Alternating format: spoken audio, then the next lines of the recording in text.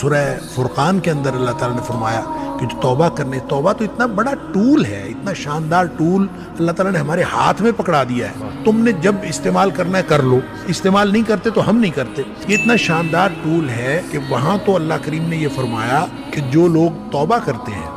الا من تاب وآمن وعمل عملا صالحا، جو واپس آ گیا اور اس نے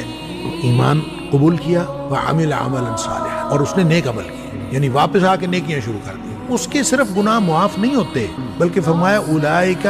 یبدل اللہ سیئاتہم حسنات، ان کے گناہوں کو اللہ تعالیٰ نیکیوں میں تبدیل کر دیتا ہے۔ جو ساری زندگی گناہ کیے تھے اب وہ نیکیاں بن جائیں گے۔ تو اندازہ کیجئے جب اللہ کی طرف سے اتنا شاندار ریلیف پیکیج ہے، یعنی اس سے بڑا ریلیف پیکیج ہو سکتا ہی نہیں کہ آپ جب کبھی اس ریلیف پیکیج کو استعمال کرنا چاہیں تو آپ کر لیں، نہ کرنا چاہیں تو آپ کی مرضی ہے، تو پھر اس کے بعد گلٹ کیسا؟